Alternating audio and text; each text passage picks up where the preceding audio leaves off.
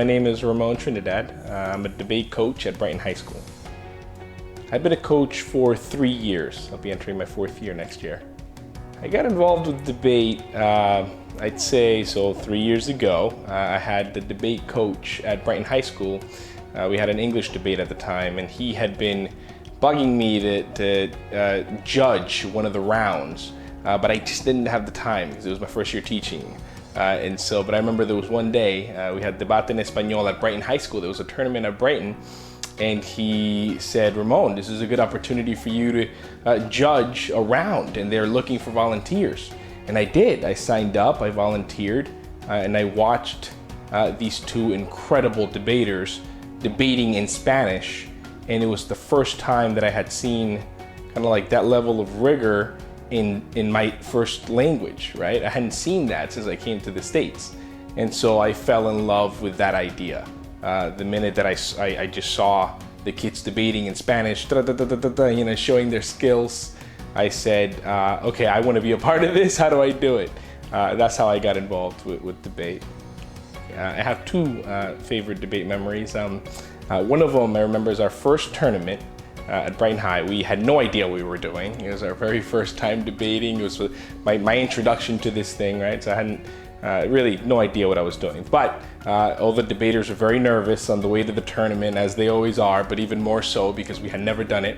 And of course, I'm like, what are you nervous about? Even though I'm probably the most nervous. But on our way, I'm just trying to build up the confidence. We're fine. It's going to be, and I'm freaking out. So I remember it was Boston Latin Academy, and everybody was in the cafeteria, and team after team, they just kept coming in screaming. Like every team was like, oh my God. And everybody else was welcoming them through the door, and the team, so like it just kept building up. And seeing the kids just so excited and screaming and so happy to have completed the round, and bragging and saying like, oh, you should have seen what I did, it was incredible. So going from being so nervous to that excited, I would say was my favorite debate memory. And I would say that a close second will be, I remember that very first year. At first we knew nothing of what we were doing, but it ended up being a Brighton against Brighton final in the city championship. And so, having two teams in the finals and then that celebration is probably a close second. I would say in terms of how debate has impacted the development of the students that I've coached, the main thing has been just confidence. Building confidence within the student. I feel like every student has an incredible amount of potential. Every student that I meet, that I teach, has an incredible amount of potential. And I think that debate really gets that potential. It turns it into something, a product. You get to see it. You get to see the kid come out of their shell.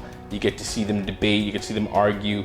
And then you get to see them be proud of what they've done. And so it goes from this huge potential that's inside into, here's what I can do, let me show you. So I think giving them confidence, I would say is how it affected them in their development.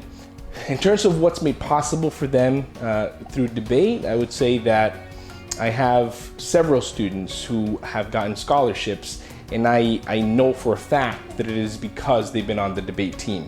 I have one student who certainly outshunned the valedictorian at my school. So the valedictorian was kind of like passed up for this full ride for a school, but she got it. And when I inquired as to how is it that our valedictorian doesn't get, they said, well, she has debate. She's debated.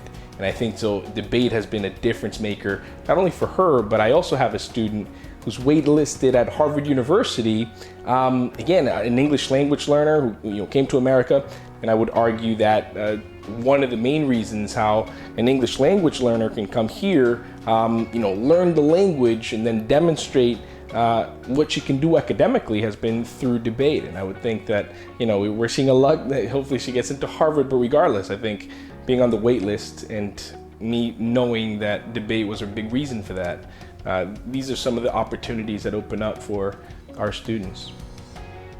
In my experience with my debaters, I've learned that when kids get told something enough times, they tend to believe it eventually.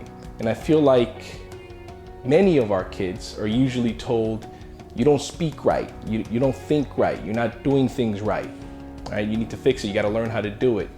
So that I believe that a lot of our kids do end up believing that. They believe that they are somehow inferior, their language, their culture is inferior.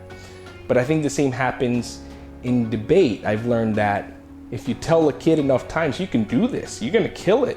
You know, they have nothing on you. You're ready, you're prepared. You belong there. You tell a kid that enough times and they believe it too.